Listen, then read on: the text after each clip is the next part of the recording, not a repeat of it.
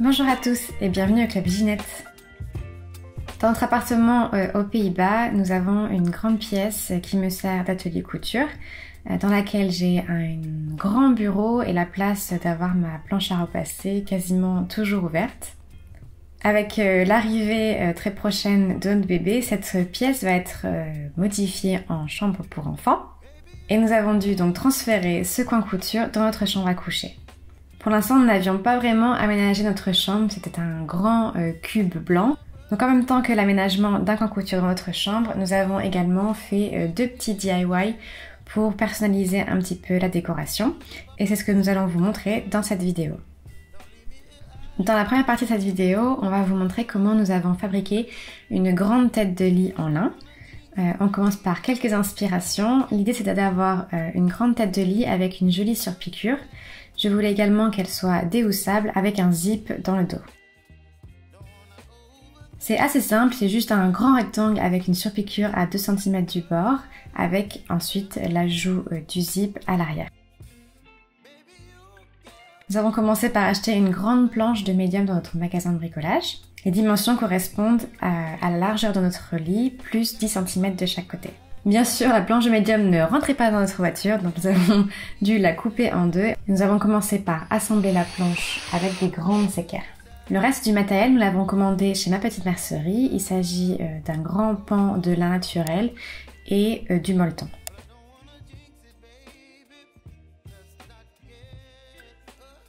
Nous avons commencé par étaler le molleton sur le sol, puis nous avons positionné la grande planche de médium par-dessus.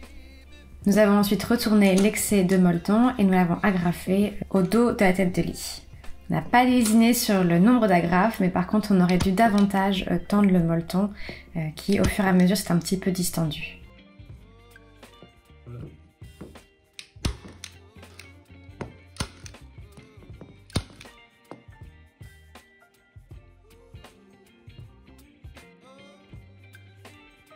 La deuxième partie était plus difficile, il s'agissait de faire la housse en lin. Nous avons commencé par tracer le bord de la tête de lit sur le tissu pour voir où approximativement se trouverait la surpiqûre.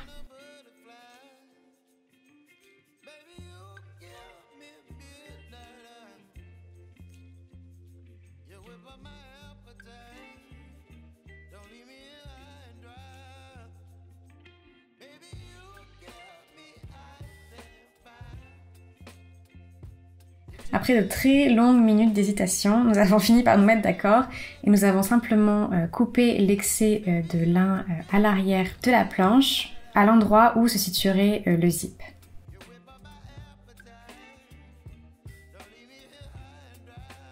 On passe à la couture.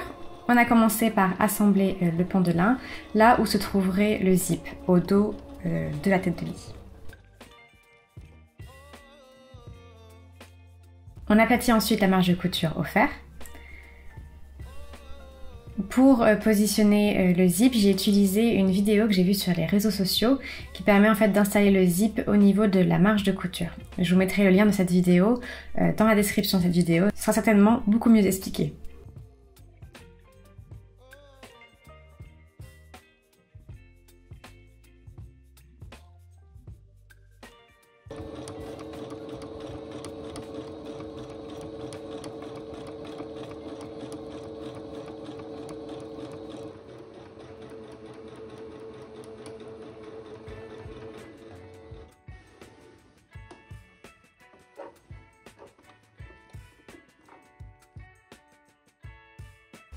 Nous avons ensuite fermé le haut de la housse avec une piqûre simple tout le long au point droit.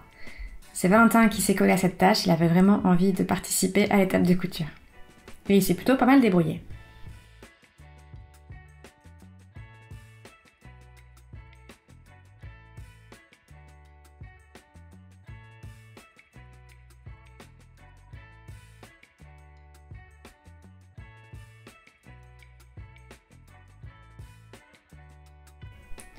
C'est moi qui me suis chargée ensuite de faire la surpiqûre à 2 cm du bord de la housse pour avoir un trait bien droit.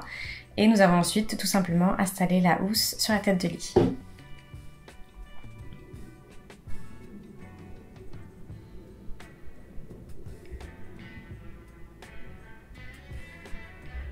On vous montre le résultat final à la fin de la vidéo.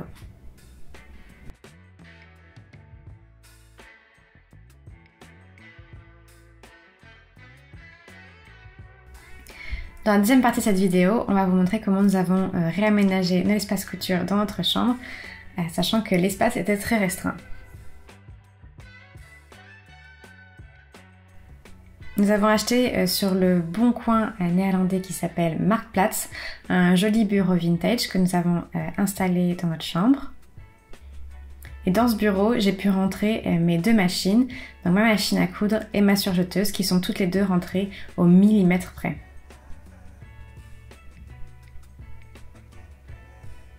Je range également dans ce bureau mon matériel de couture avec mes bobines de fil et mes outils de traçage.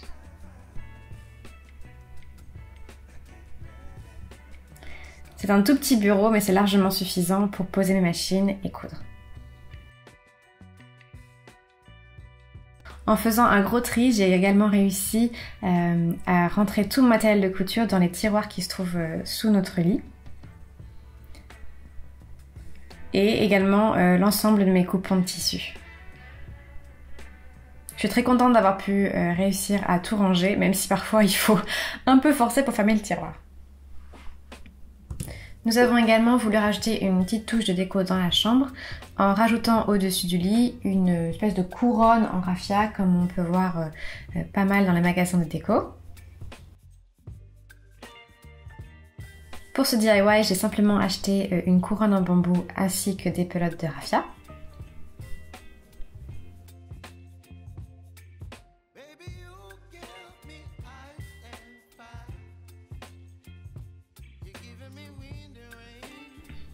J'ai commencé par prendre 2 ou 3 fils de raffia que j'ai pliés en deux dans la longueur.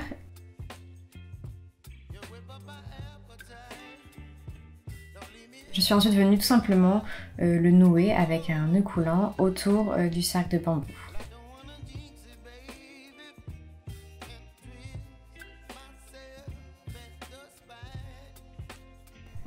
J'ai recommencé ça beaucoup de fois en essayant de serrer les nœuds au maximum et de rapprocher les nœuds le plus les uns des autres. C'était plutôt très long et je dois bien l'avouer, pas très rigolo.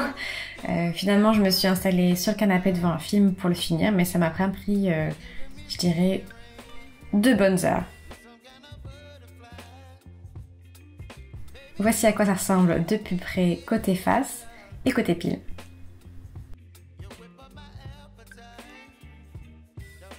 A few moments later.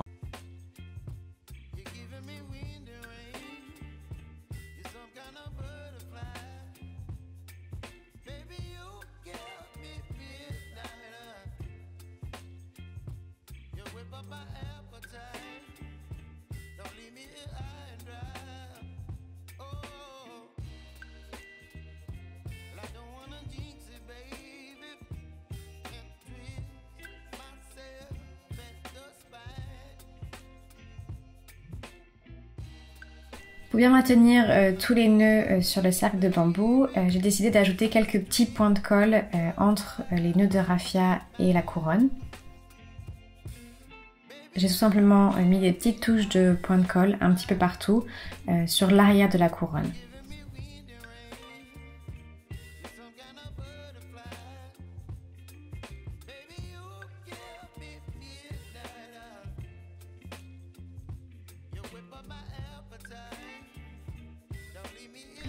Puis on passe à la découpe. Je ne savais pas trop quelle longueur je voulais, mais j'ai finalement commencé par couper à environ 36 cm de la couronne. Et puis je me suis lancée, je dois bien l'avouer, un petit peu au pif.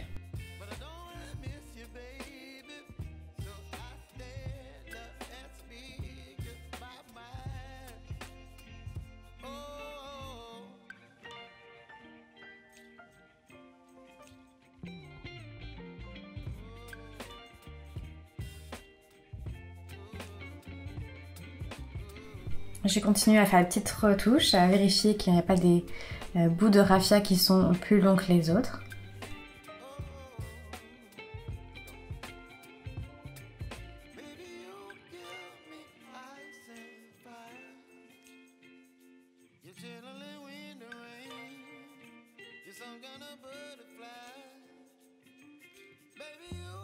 Pour mettre un petit peu d'ordre dans les fils de raffia, je suis venue les repasser en protégeant avec un torchon propre.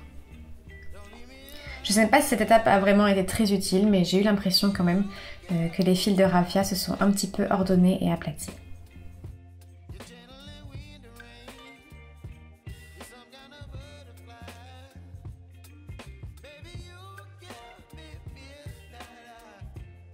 Nous l'avons ensuite installé au-dessus de notre lit.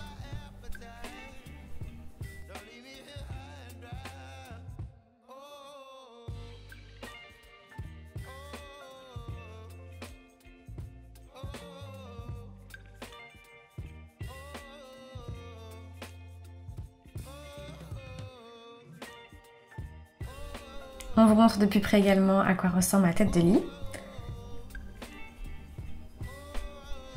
Ça a permis de bien réchauffer l'atmosphère et on est plutôt satisfait du résultat. Dites-nous ce que vous en pensez en commentaire. On espère que ce genre de vidéo un petit peu différente vous plaît également.